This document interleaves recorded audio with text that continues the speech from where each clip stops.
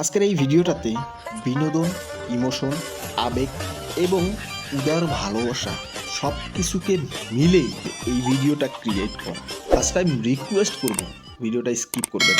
এই ভিডিওতে চরিত্রের কিছু বহিঃপ্রকাশ বুঝতে পারবেন। আপনারা অবশ্যই সেটা কমেন্টের মাধ্যমে জানিয়ে দিবেন। তাহলে চলুন শুরু করা যাক। জাহির আলভি থুকু জাহের আলভির ফ্যান ফলোয়ার যারা আছেন ভিডিওটা স্কিপ করেন, কারণ এই ভিডিওটা আপনার ভালো না লাগতে পারে।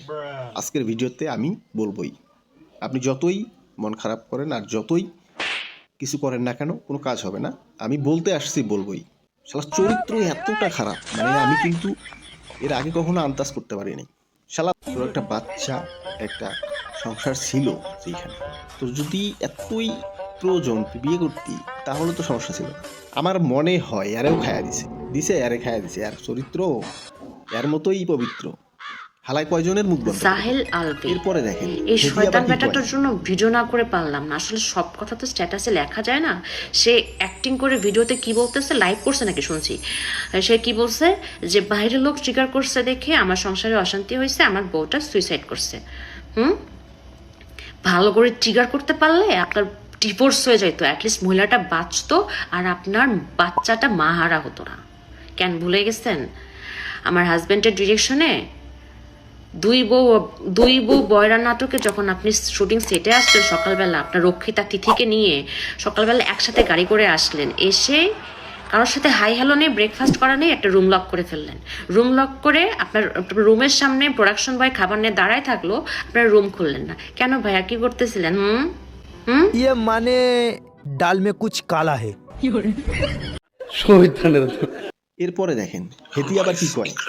ওই যেহেতু পৃথিবীতে নাই, ওরে নিয়ে এত ক্লিয়ারিফিকেশন, ওকে নিয়ে এত কনভারসেশন আমার কাছে মনে হয়েছে যে দরকার নাই। আমি বরাবরই আমার সংসারের ব্যাপার, আমার ঘরের ব্যাপার আমি ঘরে রাখতে পছন্দ করি। সেই জায়গা থেকে ওর মৃত্যুটা এমনিতেই আমাকে যে ট্রমা দিচ্ছে, ওর মৃত্যুটা আমাকে আসলে মানে পাথরই বানায় ফেলছে একরকম। আমি আসলে কথা বলতে চাই নাই, কিন্তু অ্যাক্টিং করেন, অ্যাক্টিং হয় না আপনার ভাই, অ্যাক্টিং হয় না। সামনে স্ক্রিপ্ট নিয়ে বসছেন, আবার মাঝে মধ্যে মানে কান্না কান্না ভাব, চোখ টিপে টিপে পানি বের করতে চাচ্ছেন, আবার বলতেছেন পাথর হয়ে গেছি। অ্যাক্টিং হচ্ছে না, অ্যাক্টিং আপনার। এগুলো কথা আপনার শুধু এটা না, আরো অনেক কুকর্মের কথা। দর্শক, আসলে আমরা কিন্তু জানি না যে আসলে এর মূলে কে দোষী কে অপরাধী, বাট যেটা চোখের সামনে দেখা যায় সেটাকে তো অস্বীকার করা যায় না। 100 জনের মধ্যে 90% মানুষ নেগেটিভ কমেন্ট। সারা তোর চরিত্রের আসলেই সমস্যা, আরে বয়কট করা দরকার, আরে একদম নির্মূলে বয়কট করা দরকার। আপনারা কমেন্ট করে জানাবেন।